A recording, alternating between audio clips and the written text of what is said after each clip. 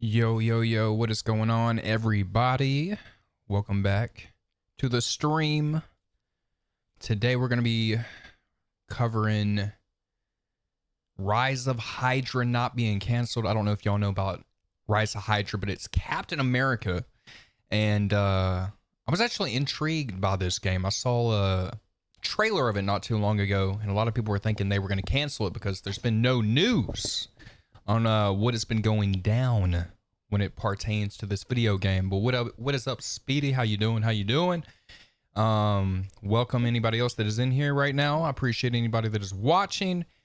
But yeah, we're gonna be covering that, seeing what's going on with Captain America. I'm gonna read an article, and then I'm gonna react to a video of somebody that's gonna break down a 3-minute take on the whole announcement or the update when it pertains to Captain America. And then we're going to be talking about Naughty Dog might skip the PS5 generation. I don't know what that is about, but it interested me. I am interested. I want to see Naughty Dog have a comeback at some point. You know, I feel like they have a lot of games. Or for me, when I think of Jak and Daxter or Uncharted, I would like to see return, especially with the whole announcements with PlayStation IPs possibly, being a rumor, a huge rumor when it pertains to Infamous, and with that whole, bag of classics. It'd be cool to see Naughty Dog maybe do a throwback with Jak and Daxter. I heard even, Sly Cooper, but the biggest game would be Uncharted, or, maybe something new and something fresh. I know they're focusing on the Heretic or whatever. I don't really care for that game. But yeah, I'm interested to hear what's the whole discussion revolving around Naughty Dog might skip the PS5 generation. And then we're going to watch Streamer University. It looks like Casanat has returned because he's posted a trailer about Streamer University. I know they did it last year. Now they're doing it again. So I'm going to watch that and see what that's all about. And that'll be all for the videos. Also on my channel, I reacted to a new Scooby-Doo trailer. It was like a teaser, but it's crazy because they have an anime as well that I discussed on the channel, and so that means they're gonna have a TV series on Netflix and an anime coming to Tubi, all in the same year of 2027. So they got a lot of opportunities to give people something new, because they've never done an anime before, and I don't even think they've done a TV series before. So it'll be an interesting year for 2027 when it revolves around Scooby-Doo, which I was a huge fan growing up of that franchise and the games. Oh my gosh, those would be so cool to see come back. I would love to play those games. I know I love the PlayStation 1 Cyber Chase one. And then there was the Fright Nights, Scooby-Doo Fright Night, something like that. It's like something Fright Nights or something.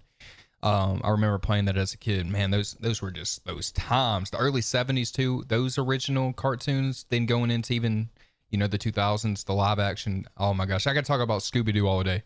But we got to get focused and we got to get locked in. And without further ado, let's get into Rise of Hydra. So hold on a second. Let me go to the article real quick and get on over here. There we go. Hopefully y'all can see that. I am going to also on the stream, instead of having my articles on the TV screen, I'm going to have like another section, another source, so it looks better when it pertains to the screen. So just in the future, keep that in mind. But Amy Hennig's Marvel 1943 Rise of Hydra won't be released until 2027 at the earliest. It's happening, it's playable. No, in November 2025, Marvel 1943 Rise of Hydra was delayed beyond early 2026 with no new release window offered. Some took it as a sign of a significant development trouble at Skydance New Media and perhaps a signal that the game might never come out. But one exec at the newly formed Paramount Game Studio has told IGN it's a real game and will come out just not this year. But one exec at the newly formed Paramount Game Studio had told IGN It's a real game, and it will come out just not this year. It's so crazy because I didn't even know Paramount had a gaming studio. And then when you heard about the Teenage Mutant Ninja Turtles Ronin announcement, that was crazy. So they got that and this game. That's like huge. If they would have had this at the State of Play or Xbox, wherever, bro, this game would have been crazy viral on YouTube. Like I don't think there's been a Captain America game since like 2011. And I watched somebody play like a PlayStation 2 game they made, I think, or 360, and I was like, yo, that game looked fun. So when they actually release this would be the coolest game. Because like when I think of a game that's like new, fresh, different, like playing freaking as Black Panther or Captain America. I don't know if they have Hawkeye, is that his name? The dude with the bow and arrow. Man, I would even love to see like an Iron Man game, or another Hulk game, you know. But yeah, let's continue reading. I know I get random when I start thinking about games that are just fun. Marvel 1943 Rise of Hydra is a narrative-driven adventure featuring Captain America. Oh, here we go. Here's the people you're going to be able to play as. Azuri, the Black Panther of the 1940s, Gabriel Jones of the Howling Commandos, and Nanali, a Wakandan spy embedded in occupied Paris. It was announced back in October 2021, 2 years after Skydance New Media was formed by Uncharted series director Amy Hennig and Electronic Arms veteran Julian Beck. So, from the Uncharted franchise, I believe Amy Hennig, got fired during the Uncharted 4 era, and she moved over to Skydance. She was actually in the making of Making 4, and it was like having a terrible time. Kind of like what's going on with like this game. It was like that going on with Uncharted, and I think they chose to go separate paths with bringing in like new people, I think, at Naughty Dog. But I watched like an interview that somebody had done when it pertained to asking her about that whole thing, and the cast of Uncharted were like actually really upset that she was going to be leaving Naughty Dog, and because they were all, you know, part of like the cast that plays this Nathan Drake, or what's her name, Elena. Yeah, like all, or even the actor Sully was talking about how he wasn't happy about it, but they still, you know, obviously did the game. But yeah, she made the first three, and the first three were freaking or she was a part of it. Obviously, there's everybody that makes games. It's not just one person, but she was a part of that franchise, and the first three were freaking awesome. The third one, the first half is pretty slow, but it picks up on the third. So with going into the fourth and what all went down, who knows what only the people that were there would know, that created all the issues or whatever. But yeah, that whole story of just how Uncharted was really falling apart, to have, you know, a save to release Uncharted 4 in like 2018. It's crazy like how that all happened. But I wonder, like, while this is being gassed up, saying it's a game, it's happening, it's playable, if this is being truthful, I would hope it's being truthful.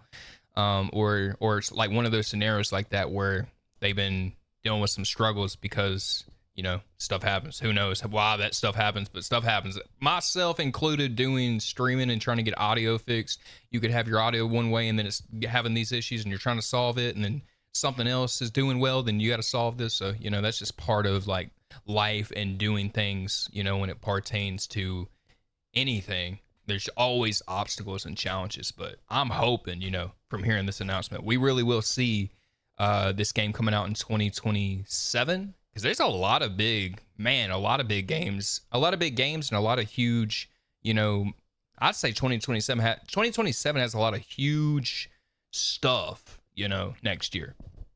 But Marvel's 1943 Rise of Hydra has suffered a number of delays since then. In May 2025, it was delayed to early 2026. Then, as mentioned later that year, it was delayed again beyond early 2026. Now, IGN can confirm it won't be released until 2027 at the earliest, assuming it doesn't make next year. Marvel 1943 Rise of Hydra will launch 6 years after it was announced. Wow. And 8 years after Skydance New Media was founded. That is insane. So this is like got to be crazy. You know, this is like how Rockstar be moving. That is wild. This has been in the works for a very long time. Them graphics gonna be crazy. But let's check out this video from Sadot the Gamer. Let's go. The update most of us were expecting from Marvel 1943 Rise of Hydra, confirming that it will no longer be releasing in 2026. But this was much better than the last time they delayed this game, because we also got a bunch of new information about Rise of Hydra that legitimately has me excited for its future. What to do, Durag Nation? Amy Hennig, the writer of the Uncharted series, is currently in charge of creating Rise of Hydra and has been extremely quiet about what's going on with the game ever since her appearance at the State of Unreal 2 years ago when they premiered the story trailer. That trailer is amazing. Breaking down the current state of the Black Panther and Captain America. Incredible. Where one of the executives dropped some huge info that has removed my worries about Rise of Hydra potentially being canceled and has me looking forward to their first gameplay reveal. I'll quickly break down everything you need to know. First, Hawk smash that hype button to share the news and let's get it. So after its third delay, yo, they should make an Avengers game too. That'd be crazy. Scheduled to release sometime in 2027, which is 6 years after the game was first announced and 8 years after Amy launched Skydance New Media to create the project. And they have still not released a single second of gameplay footage. So I totally get why people are skeptical and think it's not real or getting canceled. But something big happened yesterday. Paramount, who currently owns Skydance after doing the fusion dance with their parent company, who also are about to buy Warner Bros., launched a brand new game studio as part of a larger investment into video games. It's called Paramount Game Studio. Dude, Paramount is getting their hands in everything. Warner Brothers, gaming, like, man, dude. Of the newly formed company, they have their hands in everything. What exactly is going on with Rise of Hydra? He said, it's a game, it's happening, it's playable. I've got my SpongeBob controller here, but it's on my hard drive right now, so I can go through and play the build. We're continuing development on it, but Amy and the team have big ambitions for the level of quality that they want to hit. They have a relatively small team considering the AAA quality that they're delivering. What you've seen in previous footage is what the game looks like. Man, that's crazy. If the game really looks like what the trailer looks like, dude, and she's wanted to be like top tier. I gotta say, bro, from somebody who left the Uncharted franchise to be a part of a game this crazy when it pertains to like massive, that's wild, man. Like, dang. Like she you know, went her way from Uncharted, went and then now is doing the biggest probably game of the year of whenever this will come out, if Rockstar don't drop GTA. But yeah, this will be a huge freaking game. That's crazy. That's crazy. I just thinking about that, like, you go from making Uncharted to making a freaking Captain America game. And we're making it with a fraction of the resources that you see on other AAA games of the same type, and really trying to push a new development model that's a lot more responsible and sustainable. To further prove their confidence in Rise of Hydra, Amy was promoted to creative director of the new Paramount Game Studio. Now you might say it's cap. Stop the cap. When it comes to how good the game looks, but it's true. What you see in this story trailer is how Rise of Hydra looks in actual gameplay, which is... Dude. That must be like on that Unreal Engine everybody's talking about. Is that where these games are like going to in direction of quality now? They're using Unreal Engine. That's what I've heard, like all about this Unreal Engine talk, like where the graphics look like so great. So that's what I hear. It's even more incredible after finding out Amy's been working with a smaller team to make this game. And that is a smart strategy because of how insanely expensive AAA development has gotten in the West. Now we know the graphics are this good. What? They're making movies? When it pertains to games, that's like a budget of 400 million? Hold up. Because gameplay leaked online. Disney's lawyers, of course, have nuked the footage, but not before people were able to see the gameplay snippet of Black Panther, along with a bunch of in-game screenshots that confirm it is indeed arguably the best looking video game ever created. With that said, we need you to show us the build, Sean. I'm glad they're confident in what the team is doing, but if they have a playable build, they have to show it to people because the amount of game reveals this year has been insane and most people aren't going to take your word for it that the game is real. I think an appearance during one of the game showcases this weekend or at Gamescom in August is very necessary to build hype back up, because right now the attention around Rise of Hydra is even being taken away by the other game Paramount's new studio revealed yesterday, Teenage Mutant Ninja Turtles: The Last Ronin, a game that was basically in purgatory but has now been brought back to life, and the story of how it happened is crazy. Click the video on screen to learn more. And a huge, and I don't know much about Ronin, but I know that's like a huge darker story when it pertains to the Ninja Turtles. And I even heard that like before it became like so massive and everybody just remembered it as their childhood, it was actually like a darker tone to it. But I want to go back to because I was thinking I rewinded enough to where it showed the price and they're putting into this game, because I'm like, man, how much is it? We can go back and find it. previous footage is what the game looks like, and we're making it with a fraction of the resources that you see on other AAA games of the same type, and really trying to push a new development model that's a lot more responsible and sustainable. To further prove their confidence in Rise of Hydra, Amy was promoted to creative director of the new Paramount Games studio. Now you might say it's cap. Stop the cap. When it comes to how good the game looks, but it's true. What you see in this story trailer is how Rise of Hydra looks in actual gameplay, which is even more incredible after finding out Amy's been working with a smaller team to make this game. And that is a smart strategy because of how insanely expensive AAA Here we go. has got. The recently shut down PS5 shooter Concord reportedly cost $400 million to make. According to Sacred Symbols podcast host Colin Moritry. I think I said that wrong. Totally wrong when it pertains to his last name. But anyways, Concord budget. They're freaking paying that type of bread for a game? They're making movie games now. That is insane. That's like when Spider-Man 3, I think, was only like a $350 million budget. I mean, not only, like, that's a lot, but like $400 million. I know Grand Theft Auto was like, from their money that they made from their game, I think they said the budget of GTA 6 is like $2 billion. It's just wild how games are like how movies cost now, you know? That's insane. But I think we finished the video though. Hype back to life. And it was talking about The Last Ronin. It's mainly a teaser. But we can play it real quick. It exists. Find what you're looking for with Fire TV. It takes time for people to appreciate the true beauty in this world.